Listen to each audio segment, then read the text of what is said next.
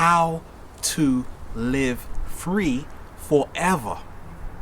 As free as a bird. And along my journey, I feel free in nature. I surrender to nature to be free. And that helps me live free forever. I go to nature to tune my senses. And right now on the planet, I see there is a new renaissance happening. There is a global awakening. In essence, we are living in the age of reconnection.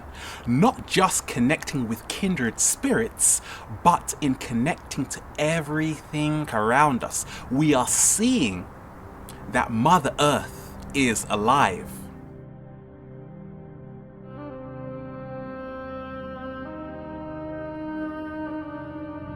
Any pursuit with self-realization, there becomes a core energetic output as well as input.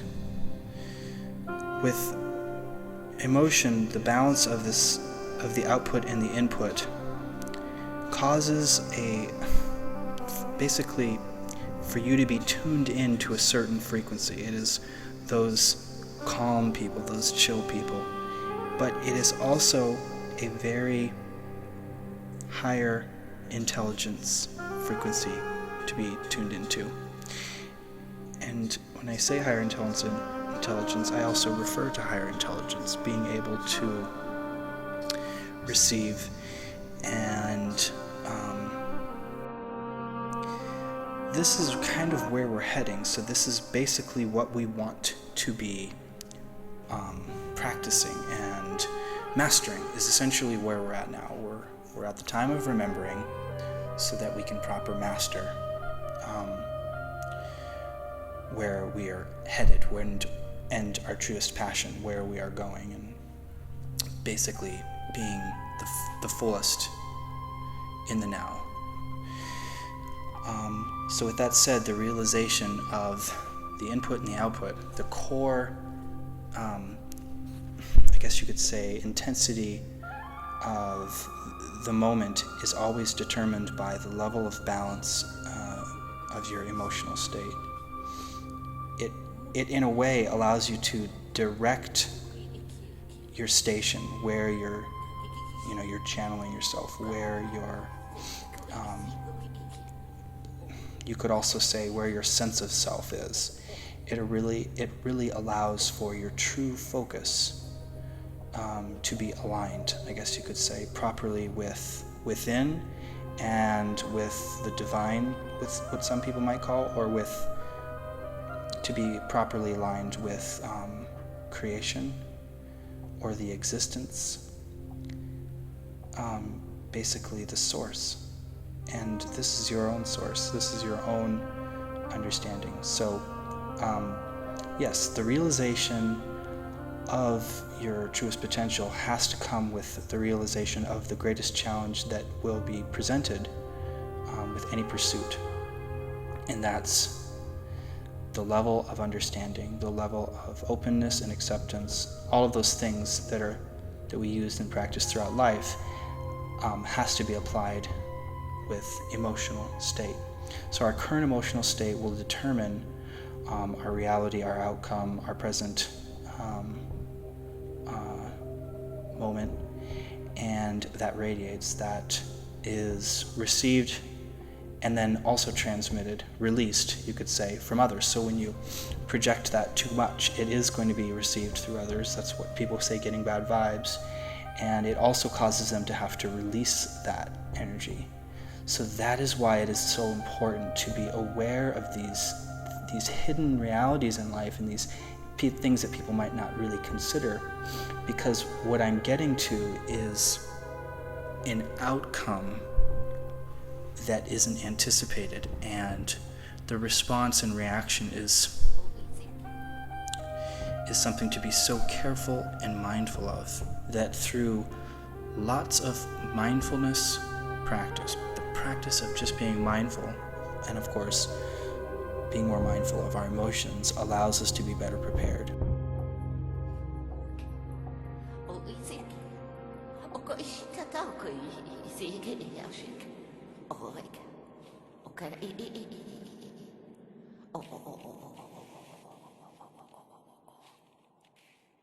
The preparation of events, of our times changing, the profound changes that are occurring and have yet to occur.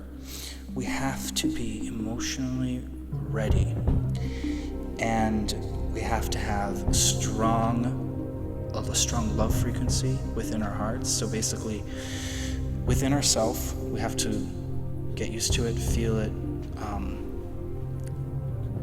release it. But you can also do that in meditation. You're just sending out a love energy or a love light, literally.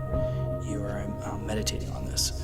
So right now, this is the most important time to be receptive to that and to be transmitting that.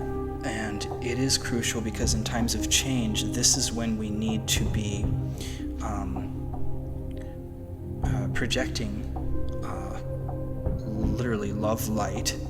It is you can look at it as a tool.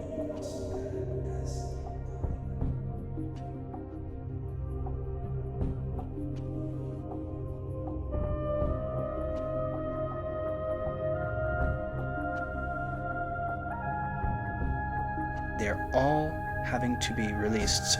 So there is a buildup, and then, for instance, the Earth, there would be a buildup of all the things that are being transmitted, and then it's released in natural disasters. There's a lot being released through the Earth right now as a culmination of negative energy and negative entities and past karma and past things, essentially. So to be prepared for the event is to be mindful of these things, the emotional state, and how you want to direct yourself. So basically, putting the scenario in your head, it's no different than just writing a safety plan. How do you keep yourself connected to the Earth, to oneness, to your source? How to keep that healthy and strong as you are, while maintaining light and love energy, while the strength of that, is very high. How do you respond when the events occur that put your free will in jeopardy? That is something I feel every person should be conscious of, not just every day, but it's like an awareness that's always present, because a master of himself, what it is to thrive being a human is the practice of this type of awareness and its protective value and this meditative, mindful style of living.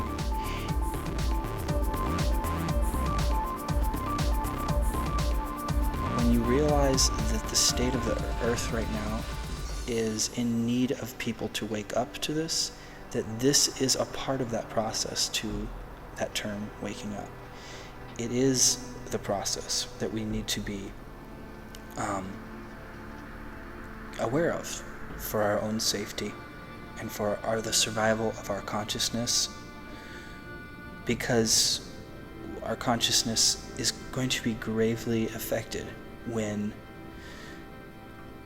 people that have been skeptical or in doubt of any supernatural events occurring, everything will just change.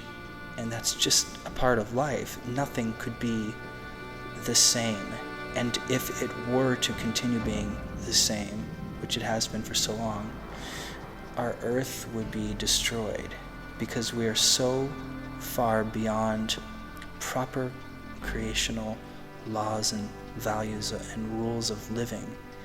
At this rate, there would be nothing left for us. So this requires a complete change in all levels of understanding and consciousness. And that is what I'm saying is what is occurring, but what is about to occur on such a large scale, on a worldwide level, that having that awareness of our response to it is the overwhelming effect and our realization of the way it will play out and the effects of it and how we respond to that. Because a worldwide realization of such and such, you think of what it could be, that could change everybody's beliefs. That is the level of change that is needed, where we are drastically made aware of life being very different than how we have analyzed and realized it, our whole reality of it. It's like being dismissed and then going to the next level. This is like university for humans. This is where we're at. So it will be a very challenging birth or rebirth, but it will be followed with much labor pains and much change with the earth.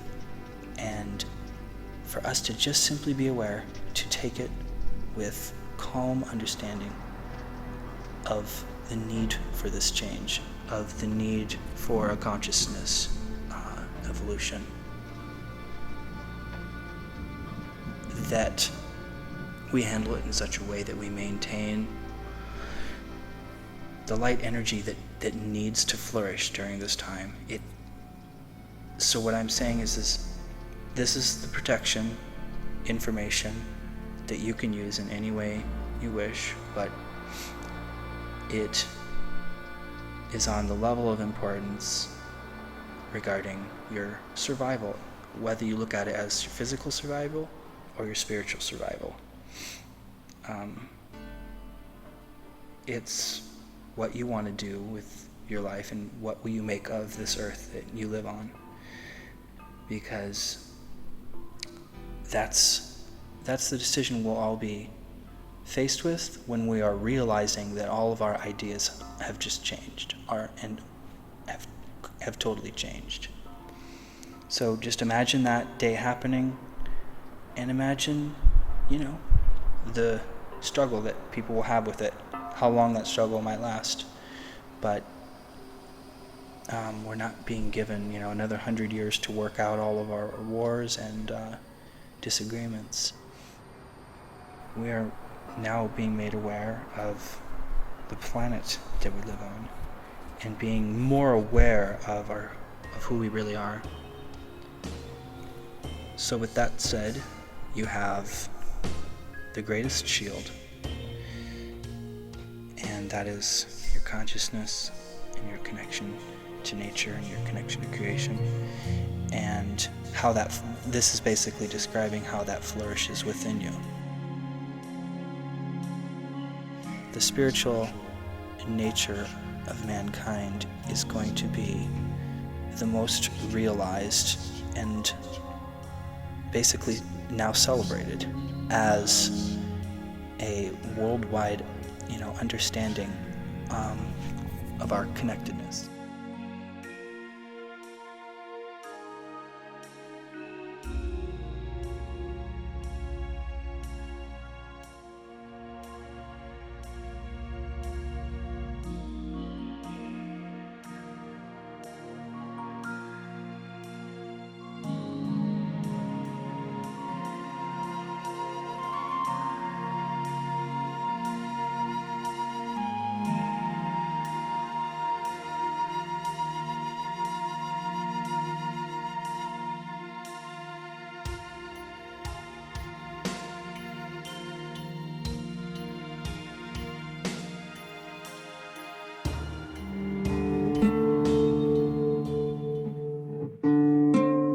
The world is shrinking now. We are now immigrating into a global village. And the question is, how much do we want to belong? It's our place, it's our world, it's our planet. It's ours.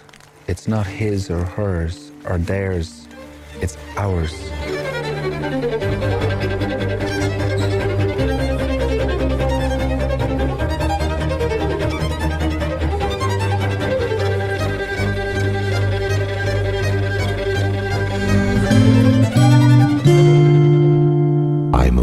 away from all that I seek, never certain that this is the right or just thing to do. With all the madness which surrounds our lives, yours, mine, and theirs, we can find a way out of this madness together, to be not away from that which we are seeking.